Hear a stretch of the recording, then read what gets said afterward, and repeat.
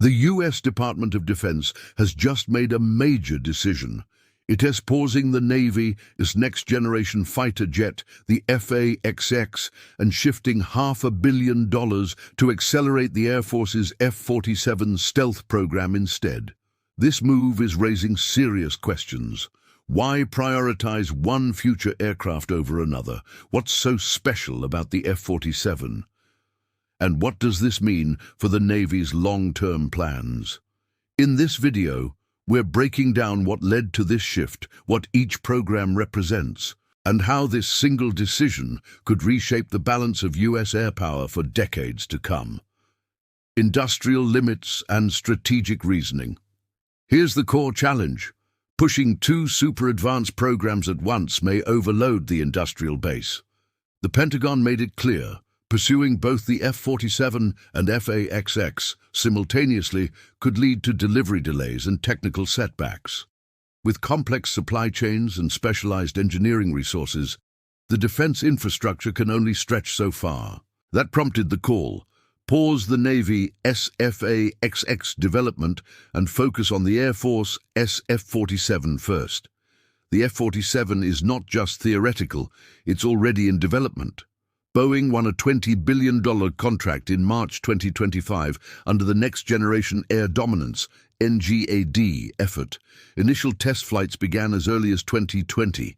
It's expected to fly faster than Mach 2, exceed a 1,000-mile combat radius, integrate drone wingmen, and be fully operational by 2029. The Air Force plans to purchase over 185 units. In contrast, F-47 remains largely conceptual. Intended to succeed the Super Hornet and Growler aboard carriers, its development has encountered delays. A possible 3-year contract stall is being discussed. Key contractors like Boeing and Northrop remain, but no production award has been finalized. The Navy itself reiterates the need for this program, but admits resources are constrained. What does focusing on the F-47 mean? It allows concentrated technical effort, keeps schedule momentum, and reduces spread-thin risks. It's a calculated decision: secure one modern system well before launching the next. And with presidential and White House backing tied to the F-47's name, political momentum is strong. That said, building future air dominance isn't just about planes, it's about industrial strategy.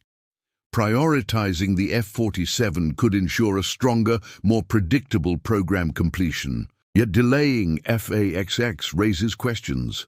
What happens to carrier-based capability? That's a concern we'll explore in the next section. Congressional pushback and political dynamics, redirecting $500 million from the Navy to the F-47, sparked sharp rebuke on Capitol Hill. The Pentagon formally requested this reallocation, citing industrial constraints and technical maturity. The House Armed Services Committee blocked the shift. Speaking for the group, Heather Vaughan emphasized that without fresh data on Navy capability shortfalls or acquisition plans, pulling funds was unjustified. Tactics aside, this wasn't just bureaucratic. Navy planners claimed delaying F-47 risked leaving carrier air wings with aging jets through the 2030s. The Senate took things further. Its committee proposed increasing F-47 funding to $750 million, actively accelerating development and countering the Pentagon's move. The result? Bipartisan pressure to uphold naval aviation's modernization timeline. Underlying all this is a political current. The Trump-era push for F-47 carried ideological weight. Critics argue the name ties the program to the administration and may sway congressional support. Meanwhile, mounting dissatisfaction with fifth-generation fighters, especially the F-35, adds complexity. If political sentiment continues, Congress could override Pentagon intent. This tension reveals more than inter-agency rivalry. It is a test case in institutional influence. The Air Force at its rise with new capability versus the Navy's struggle to maintain future readiness.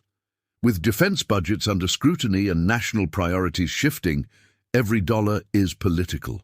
The Navy argues that without a new jet, carrier strike power risks erosion, with America can't do much with aircraft carriers in 30 years. If modernization stalls congressional motion, highlights that strategic decisions are multidimensional. They reflect not only technical and operational concerns, but political symbolism, institutional advocacy, and leadership priorities. How this tug-of-war resolves will define not only budgets, but the structure of U.S. aerial power in contested regions. Up next, what delaying F-47 could mean for carrier capability and future posture. Carrier capability and regional stakes. Now we examine why this decision matters globally, particularly in regions like the Indo-Pacific. The Navy F-47 was designed to address critical operational gaps, replacing the Super Hornet fleet and countering advanced air defense systems. Its carrier-borne design meant extended reach, stealth, sensor fusion, unmanned teaming, and sustained presence at sea. But without timely development, carriers face a capability gap. The current fleet of FA-18EF and EA-18G jets is aging, operating well beyond its intended service life. While more Super Hornets are being procured temporarily, these are stopgaps, not equivalents in capability. This leaves carriers vulnerable to emerging threats, like Chinese 6th-generation J-50 and J-36 aircraft, and evolving missile and radar systems. The strategic forecast is clear. If F-47 is delayed into the 2040s, carrier groups may deploy without advanced stealth jets.